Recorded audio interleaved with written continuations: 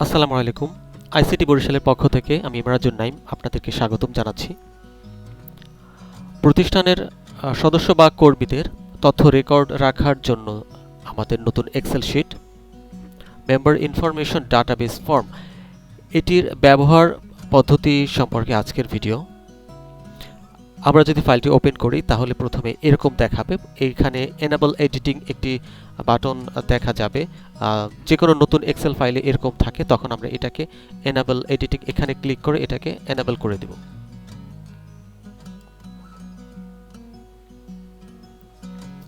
তখন এরকম user ID এবং পাসওয়ার্ড দেওয়ার জন্য লগইন ফর্ম আসবে। এখানে আমরা ইউজার আইডি পাসওয়ার্ড দিয়ে দেব। ইউজার আইডি পাসওয়ার্ড দিয়ে আমরা লগইন করে দিলাম। লগইন করে দিলে এই যে ফাইলটা এখন অ্যাক্টিভ দেখাচ্ছে। এখানে এই যে ফর্ম লেখা, এখানে হলো আমাদের ইউজার ফর্ম। এখানেই মূলত এই ফর্মটার ভিতরেই মূলত আমাদের এই ফাইলটার জন্য ডাটা এন্ট্রি করা হবে। এই ফর্মটাতে এখানে কিছু বাটন দেওয়া আছে। সেভ বাটনটা হলো আপনি যখন কোনো ডাটা এন্ট্রি করবেন, করার পরে এই সেভ বাটনে ক্লিক করে দিলে এই ডাটাটা সেভ হয়ে যাবে। এরপর আছে সার্চ বাটন। কোনো আইডি যদি আপনাকে সার্চ দিতে হয় তাহলে এই ফিল্ডে সেই আইডি নাম্বারটা লিখে দিলে সমস্ত তথ্য এই ফর্মের মধ্যে চলে আসবে। যেমন আমরা যদি দেখি, এখানে একটা আইডি এখানে দেওয়া আছে, একটা এন্ট্রি করা আছে, ছোট একটা এন্ট্রি 11 নম্বর। এখানে এই যে আইডি নাম্বার 11 দেওয়া আছে। আমরা যদি 11 দিয়ে সার্চ করি তাহলে এখানে নেম মানে যা এখানে এন্ট্রি করা আছে সেটাই কিন্তু চলে আসছে। এখন আমরা যদি এই খালি ঘরগুলোতে যদি কিছু এন্ট্রি করি, এখানে কিছু এন্ট্রি করার পরে আমরা এটাকে আপডেট করব। যেমন ধরেন এখানে আমি লিখে দিলাম, একটা নাম লিখে দিলাম। এখন এটাকে কিন্তু সেভ দিলে হবে না, যেহেতু এটা অলরেডি এন্ট্রি করা, সেভ করা। এটাকে আপডেট করতে হবে। এটা হলো আপডেট বাটনের কাজ। আমি যদি এখন আপডেটে ক্লিক করে দিই, নামটা কিন্তু আপডেট হয়ে গেল। অর্থাৎ কোনো এন্ট্রি করা আইডির তথ্য যদি পুনরায় এডিট করতে হয় বা আপডেট করতে হয়, তখন আপডেট করার পরে এই আপডেট বাটনে ক্লিক করলে এই তথ্যগুলো আবার আপডেট হয়ে যাবে। এরপর আছে প্রিন্ট প্রিভিউ বাটন।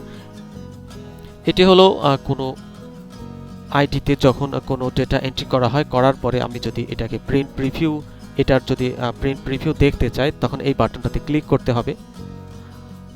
তবে এক্ষেত্রে একটু সমস্যা আছে, যেটা হলো ধরুন আমরা এই 11 নাম্বারটা আইডিটাকে সার্চ দিলাম, এই যে একটা নাম আসছে, চলে আসছে। আমি যদি এটাকে প্রিন্ট দেখতে চাই তাহলে কিন্তু এরকম একটা উইন্ডো আসবে।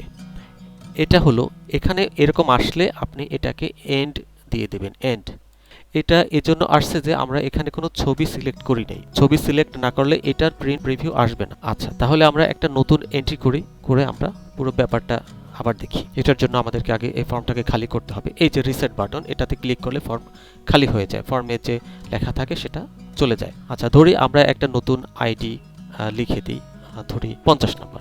এখন এই আইডির অধীনে আমরা কিছু ডাটা এন্ট্রি করব। আচ্ছা, আমরা এই এন্ট্রিগুলো করে নিলাম, কিছু ডেমো এন্ট্রি। এখন এটাকে আমরা সেভ করব। প্রথমে এই যে সেভ বাটনে ক্লিক করে দিলে আমাদের এই যে তথ্যটা কিন্তু এখানে আমাদের চলে আসছে। আচ্ছা, এখন আমাদের এই যে ডাটা এন্ট্রিটা হলো এই 50 নাম্বার আইডিতে, এটাতে আমরা এখনো পর্যন্ত আমরা এটাতে ছবি অ্যাড করি নাই। তো এখন আমরা এটাতে ছবি অ্যাড করব। ছবি অ্যাড করতে হলে আমাদের এই যে সিলেক্ট ইমেজে ক্লিক করতে হবে। আচ্ছা, এখান থেকে এখন আমরা একটা ছবি সিলেক্ট করে নেব 50 নাম্বার আইডির জন্য। ধরি এটা হলো 50 নাম্বার আইডির ছবি। ওকে করে দিলাম। এইখানে কিন্তু ছবিটা চলে আসছে। এখন আমাদেরকে যেটা করতে হবে, আমাদেরকে সেভ তো আমাদের আগেই এটা দেওয়া ছিল, এখন আমরা আপডেট করব। যেহেতু আর কি প্রথমে আমরা ছবিটা দেইনি, ছবিটা আমরা পরে দিচ্ছি, এজন্য আমরা এটাকে এখন আপডেটে ক্লিক করব। এই যে আমাদের এটা কিন্তু রেকর্ড আপডেটেড সাকসেসফুলি, আমাদের কিন্তু আপডেটটা হয়ে গেছে, ছবি কিন্তু যুক্ত হয়ে গেছে। আমরা যদি এটাকে চেক করি, আমরা যদি এখানে 50 নম্বর আইডিটা আবার দিই, দিয়ে যদি সার্চ দেই, তাহলে এই যে এখন কিন্তু ছবি সহ এটা চলে আসছে। আর এখন যদি আমরা প্রিন্ট প্রিভিউ বাটনে ক্লিক করি, যেহেতু এখন ছবি যুক্ত আছে, এখন কিন্তু প্রিন্ট প্রিভিউ বাটনটা কাজ করবে। এই যে আমাদের প্রিন্ট প্রিভিউ চলে আসছে।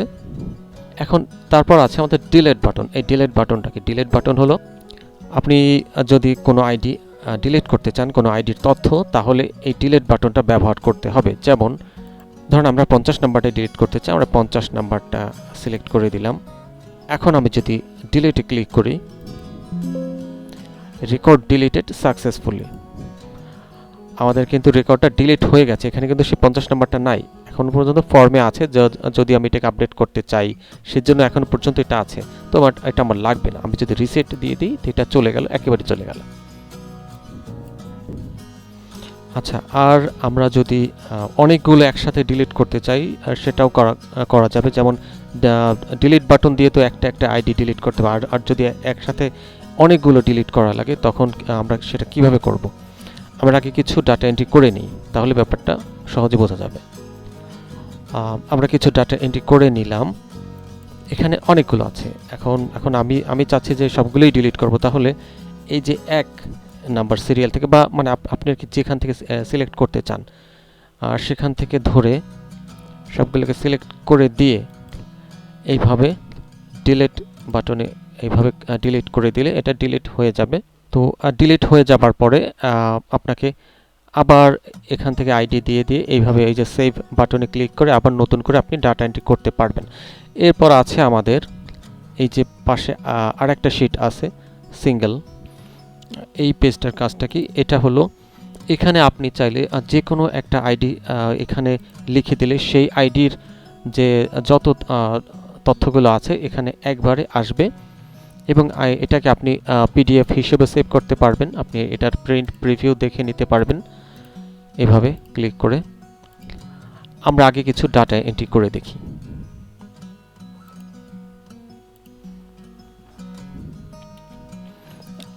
আমরা কিছু ডাটা এন্ট্রি করে নিলাম।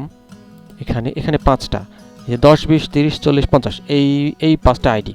এখন এই 5টা আইডি যদি আমরা এখানে সার্চ দিই, এই যে সিঙ্গেল মানে এই যে এইটা, এখান থেকে আপনি যে কোনো একটা আইডি সিলেক্ট করে দিয়ে সেটার এভাবে প্রিন্ট প্রিভিউ দেখে নিয়ে আপনি এটাকে এখানে সেভ পিডিএফ বাটনে ক্লিক করে দিলে এটা পিডিএফ হিসেবে এই পেজটা সেভ হবে ডেস্কটপে।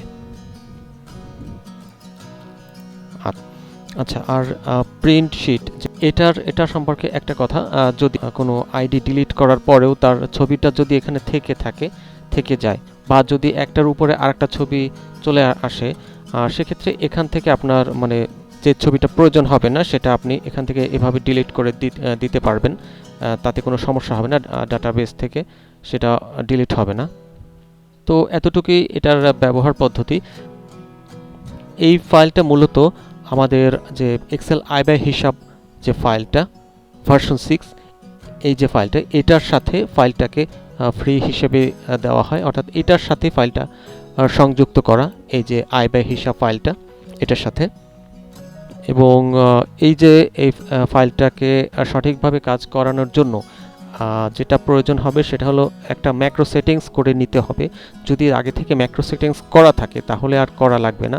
আমি দেখিয়ে দিচ্ছি কিভাবে ম্যাক্রো সেটিংস করতে হবে। এখানে এইভাবে ফাইলে এখানে এই যে মানে এক একটা কম্পিউটার এক একটা ভার্সনে বিভিন্ন রকম হতে পারে, তবে এই যে অপশনটা কখনো এখানে থাকে, কখনো এই যে নিচের দিকেও থাকে। অপশনে ক্লিক করে দিয়ে এখানে ট্রাস্ট সেন্টার, ট্রাস্ট সেটিংস, তারপরে এই যে ম্যাক্রো সেটিংসের পর এই যে এনেবল অল ম্যাক্রোস, এটা কিন্তু অন করা থাকতে হবে, সিলেক্ট থাকতে হবে। এবং trust access to the VBA, এটাতেও টিক মার্ক দেওয়া থাকতে হবে। আপনাদের যাদের থাকবে না এখানে এইটা আর এইটা সিলেক্ট করে দিবেন।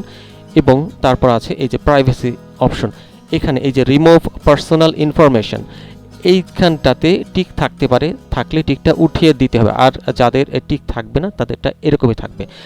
আচ্ছা, তারপরে এটা ওকে দিলাম, আমাদের কিন্তু ম্যাক্রো সেটিংস হয়ে গেছে। তারপরেও যদি ম্যাক্রোকে ব্লক দেখায়, সেক্ষেত্রে আরেকটা জিনিস হতে পারে। এক্ষেত্রে আপনি আপনার ফাইলটাকে এভাবে তখন রাইট ক্লিক করে এটার যে প্রপার্টিস থাকবে, প্রপার্টিস উইন্ডোটা অন হবে। এখানে একটা এই যে আনব্লক লেখা থাকবে, এটাকে আপনার তখন এই যে ক্লিক করে আনব্লক করে দিতে হবে। আনব্লক করে এই যে অ্যাপ্লাই, ওকে। তো এই ছিল এই ফাইলটির ব্যবহার পদ্ধতি। আরও কিছু জানার থাকলে, কোনো সমস্যা মনে হলে আমাকে হোয়াটসঅ্যাপে মেসেজ করবেন। ভালো থাকবেন। আল্লাহ হাফেজ।